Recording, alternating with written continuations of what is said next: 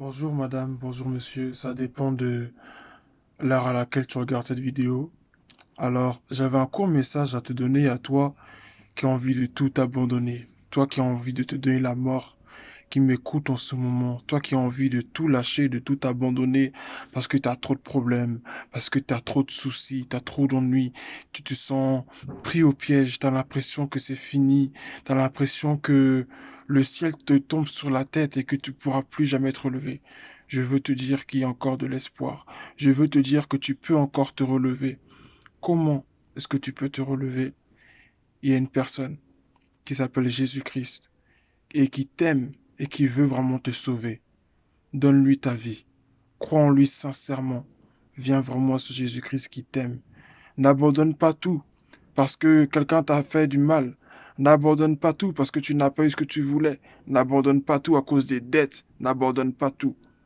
N'abandonne pas tout parce que il y a de l'espoir. Il y a toujours de l'espoir. C'est vrai, ça fait longtemps que tu entends les mêmes choses. Oui, un jour viendra le beau temps. Un jour, la vie va te sourire. Ça fait longtemps que tu entends ce genre de choses et tu as l'impression que, au final, ce ne sont que des farces, des choses qui n'arriveront jamais. Ou peut-être que tu es chrétien et tu pries et tu te dis, ben, au final, on prie, mais en fait, Dieu n'entend pas. Dieu n'écoute pas ce qu'on dit. Et au final, à quoi est-ce que ça sert? Je veux te dire que tout ce que tu as fait de bien jusqu'à maintenant a eu une utilité. Tu ne l'as pas fait en vain. Et même si toi qui as travaillé, toi qui t'es marié et qui vois tout autour de toi s'écrouler, la mort de tes proches, la perte de ton travail, euh, le divorce, tout ce que tu as vécu jusqu'à maintenant, tu dois rester fort. Ne te laisse pas vaincre par les moments difficiles. Ne te laisse pas écraser, dominer par les moments difficiles. Franchis ce cap, franchis cette étape, c'est possible. Si tu vis, si tu es encore en vie jusqu'aujourd'hui et que tu écoutes cette vidéo, c'est que pour toi, oui, c'est encore possible de franchir le cap. Ne te laisse pas vaincre. Tu n'es pas le premier et tu n'es pas le dernier à vivre ce genre de choses. Et d'autres même vivent encore pire que toi. Et c'est vrai que parfois on se dit, bon, même s'il y a pire que nous, est-ce que c'est une raison pour que je vive tout ça? Ça veut rien dire. Moi, je me compare pas aux autres. Eux, ils ont leur vie, moi, j'ai la mienne. Et en fait, même si les autres, ils vivent leur vie, bah, en fait, moi, j'ai ma vie, en fait. Et moi, je suis pas eux, en fait. C'est vrai, tu n'es pas eux. Tu n'as peut-être pas la force des autres. Tu n'as peut-être pas le courage des autres. Tu n'as peut-être pas la même force de caractère, la même force mentale, la même force émotionnelle que les autres. Mais tu as une force en toi, ce qui est sûr. Tu n'as peut-être pas la même force que les autres, mais tu as une force en toi quand même. Aussi petite soit-elle, tu as une force en toi. Et avec cette petite force-là, tu peux franchir ce cap. Oui, ton entreprise a fait faillite. Oui, d'accord, tu as tout perdu. Mais tu n'as pas perdu ton intelligence pour autant. Tu n'as pas perdu ta force de travail pour autant. Rien n'est impossible.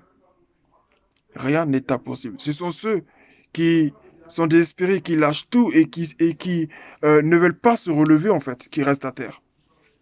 C'est ceux qui ne veulent pas se relever qui restent à terre. Mais ceux qui veulent se relever, ils finissent toujours par se relever. Est-ce que toi et moi, je te pose la question, est-ce que tu as déjà vu quelqu'un qui, dans la rue, tombe, il tombe par terre et puis il dit, oh, j'en ai marre, bon, je reste, j'en ai marre, je reste.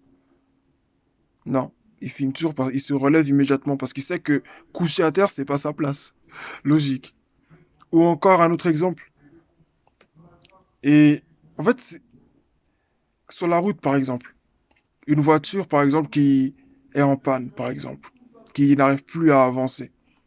Est-ce que tu vois le conducteur s'arrêter et dire, oh ben j'en ai marre, bon je reste sur la route, hein. Finalement, ça y est, j'en ai marre, je reste sur la route. Non, il appelle une dépanneuse ou pour certains, ils appellent même leurs amis à venir leur chercher, à venir les chercher. Mais quoi qu'il en soit, ils font toujours quelque chose en fait pour s'en sortir de là. Et cet enseignement, en fait, on l'a même parmi les enfants. Je reprends l'exemple de ceux qui se tombent et de ceux qui tombent, pardon, et qui se relèvent. Il y a des enfants, enfin des enfants, même les enfants en général, qui sont petits, qui sont tout petits, ils courent, ils font leur premier pas. Mais j'ai jamais vu un petit bébé, un petit garçon, une petite fille qui reste à terre parce qu'il en a marre de courir et de tomber. Non, il tombe, Il a couru, il rit, il tombe, puis après il se relève immédiatement. Il cherche à se relever, il s'essuie un peu, il s'essuie les mains et puis il se relève. Et il continue à courir. Il tombe encore, mais il se relève. C'est comme ça les enfants font. Et si les enfants l'ont compris, je ne crois pas que toi tu ne puisses pas le comprendre. Donc je t'encourage. Je dis pas que c'est facile, hein. Voilà, c'est pas facile de se relever, de repartir euh, de rien. Voilà, c'est pas facile. C'est pas facile du tout. Il y a rien de facile dedans. Mais c'est possible en fait. C'est difficile, c'est dur. On mord la poussière parfois, mais ça en vaut la peine. Ça en vaut la peine, en fait, que tu restes en vie. Ça en vaut la peine que tu restes ferme, que tu te battes encore. Tu es malade, tu es là, tu regardes cette vidéo, tu te dis, mais qu'est-ce qu'il me raconte? Il sait pas ce que ça fait, lui, d'être couché dans un lit d'hôpital. C'est pour ça qu'il parle comme ça. Ah, lui, c'est parce qu'il n'a pas vécu ça que chacun a ses épreuves dans cette vie. Chacun a ses combats à son petit niveau.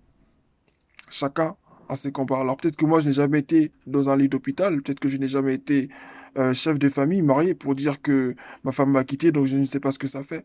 Mais il y a une chose dont je suis sûr, avec la petite vie que j'ai vécue jusqu'à maintenant, je peux te dire que c'est important dans la vie de persévérer. Dans la vie, il faut persévérer. Si tu te dis, ah ben je suis malade, ben je vais mourir, je vais rester dans ce lit d'hôpital, tu vas y rester. Parce que c'est ce que tu crois et c'est ce que tu penses. Et cette pensée, en fait, tu l'acceptes et tu acceptes de vivre avec. Donc, c'est normal que cette réalité te domine. Mais si tu te dis que, et que tu crois, bien entendu, que tu peux t'en sortir, que c'est possible, tu vas t'en sortir.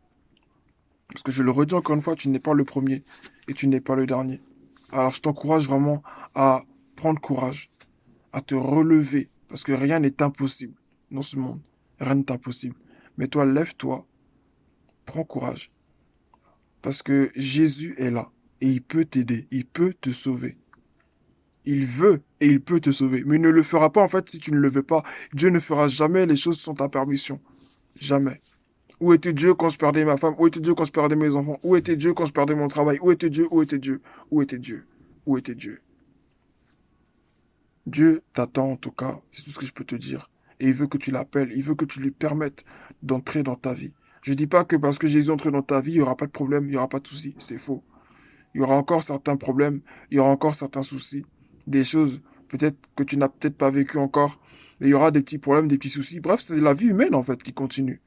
Mais en fait, la différence avec Jésus, c'est que tu as l'assurance que non seulement tu vas t'en sortir, et puis tu auras toujours la solution à tes problèmes. Donc tu ne seras pas obligé de te contraindre, d'être contraint à faire certaines choses, de te corrompre pour y arriver ou ce genre de choses. Non, parce que tu as Jésus. Et avec Jésus, c'est la différence. Donc vraiment, je t'encourage à vraiment venir à Jésus parce qu'il n'y a que lui qui puisse t'aider. Il n'y a que lui qui puisse te sortir de ce trou dans lequel tu es. Tu n'es pas obligé de vendre de la drogue, tu n'es pas obligé de te battre, tu n'es pas obligé de te prostituer, tu n'es obligé de rien faire. Tu as le choix de faire ce que tu fais. Tu as le choix. Non, mais j'ai pas le choix. Non, mais sinon mes parents vont mourir de faim, sinon mes enfants vont mourir de faim. Comment je vais faire? Tu as le choix. Tu as le choix. Il y a des jeunes filles dans ce monde, des jeunes hommes qui se battent pour y arriver. Certes, ils ne sont pas allés à l'école. Certes, ils n'ont pas eu leur diplôme, mais ils se battent comme ils peuvent. Non, tu n'as personne autour de toi. Fais confiance à Dieu. Dieu va t'aider. Si tu lui fais confiance, il va t'aider. Mais si tu veux vivre la vie que tu mènes, si tu veux rester comme tu es, Dieu ne t'obligera pas. Tu n'es pas obligé de faire ce que les autres ont fait. Tu n'es pas obligé de faire ce que tes grands frères, tes grandes sœurs ou tes parents ont fait. Tu es libre de choisir ton chemin, ta vie. Fais ce que tu as à faire. Alors, n'abandonne pas tout. Ne lâche pas. Ne lâche pas. N'abandonne pas. C'est encore possible pour toi d'aller de l'avant. C'est encore possible pour toi. Je ne connais pas ta vie, je ne sais pas qui tu es, mais ce que je peux te dire, au nom de la parole de Dieu que je lis chaque jour et que je vois dans ma vie, je peux te dire oui, que c'est possible. C'est possible. Chacun a ses petites épreuves et l'épreuve dans laquelle tu es, en fait, c'est un moment pour toi que Dieu a mis là, où tu dois maintenant te rapprocher de lui, où maintenant tu dois te tourner vers lui. Dis-lui, Seigneur Jésus, j'ai entendu quelqu'un qui m'a parlé de toi sur les réseaux sociaux. Et si tu existes vraiment, si tu es vraiment Dieu, si tu es vraiment capable de changer ma vie, bah, révèle-toi à moi, parle-moi, montre-moi un signe, révèle-toi à moi, je veux te connaître, je veux que tu me parles, je veux que tu m'aides, que tu me secours. Appelle Dieu au secours, il va t'aider. Il n'y a que ceux qui refusent d'être à l'abri qui sont touchés et mouillés par la pluie. Il n'y a que ceux qui refusent de se protéger, qui refusent de se mettre à l'abri, hein, qui sont atteints par la pluie et qui rentrent chez eux tout trempés, tout mouillés. Mais ceux-là qui acceptent d'être à l'abri, ceux qui s'abritent sous leur parapluie, ceux qui s'abritent sous leur manteau, ceux qui s'abritent, ceux qui sont à l'abri, c'est ces personnes-là qui sont secs, qui sont, même si ils sont un peu touchés par la pluie, mais c'est pas au même niveau que ceux, en fait, qui sont dehors comme ça. C'est la même chose avec les problèmes. La pluie représente les problèmes. Le parapluie, l'abri représente Jésus-Christ lui-même. Si tu refuses Jésus-Christ, celui qui peut te protéger, c'est comme tu veux. Il ne t'oblige pas, mais sa main reste tendue vers toi. Alors, pour toi qui entends ce message et qui veut donner ta vie à Jésus, je prie vraiment que tu fasses une rencontre personnelle avec ce Jésus-Christ qui t'aime vraiment. Il t'aime. Il t'aime. Et je prie vraiment que Jésus-Christ se révèle à toi, qu'il puisse changer ta vie, renouveler ta intelligence, te donner la paix. Oh, qui te donne vraiment son esprit, vraiment que ta vie tout entière puisse changer. Je prie au nom de Jésus que Jésus puisse te donner la paix, la joie, qu'il puisse changer tes pleurs en joie maintenant, que ta vie puisse prendre un sens nouveau. Je prie au nom de Jésus-Christ maintenant, au nom de Jésus, que tu fasses une expérience avec ton Sauveur Jésus. Amen. Alors que Dieu te bénisse.